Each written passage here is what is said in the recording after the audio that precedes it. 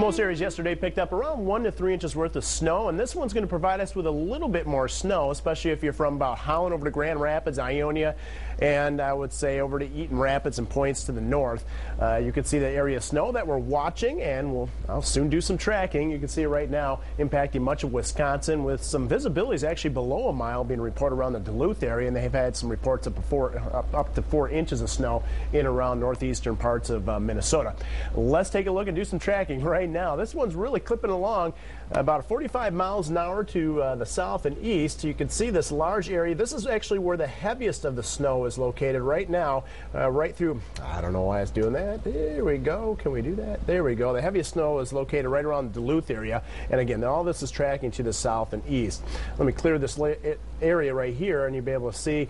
I think it's going to move into the lakeshore areas, the light snow that is. I'll give it about 8:30 to 9 o'clock, and probably around 9:30 into the Grand Rapids area and towards Lansing, probably 4.5 hours time frame. So sometime after around 10:30, that's where we'll see that snow. But again, I think it's going to take longer for the heavier of the snow to arrive into the Grand Rapids area, given about 7 hours. So sometime after midnight, we could see some snowfall rates about 1 inch an hour across West Michigan. Actually, this is a good timing storm, believe it or not, because most of it's going to occur during the overnight period.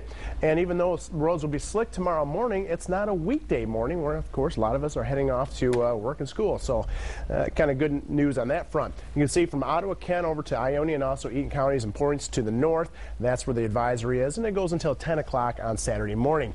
Here's a look at the snow forecast, and I really like this forecast model. It seems to really depict where the heaviest of the snow is actually going to occur, and I think, again, it's mainly from the Holland area over to Grand Rapids. You can see Ionia right down to the Lansing area. Nice solid 3 inches of snow. As you head north, there's some isolated 4-inch amounts up towards Fremont, Big Rapids, M20 corridor, M57, also M46. I wouldn't be too surprised to see amounts closer to 5 inches here and there at isolated locations, but notice as you head south of Grand Rapids, most areas around 1 to 2 inches, but I think everybody's going to have to shovel a little bit of snow tomorrow morning. Temperature-wise, we're hovering in the upper 20s to near 30 degrees. The wind's fairly light out there, but it still feels as if it's in the lower 20s.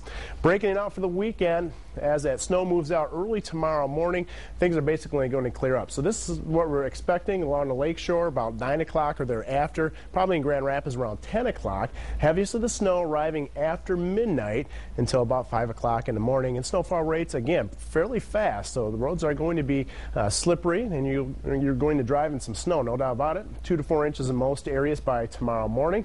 And again, the highest totals around I-96 to the north. Dry Sunday on the way. Here's a look at the Storm Team 8-day forecast.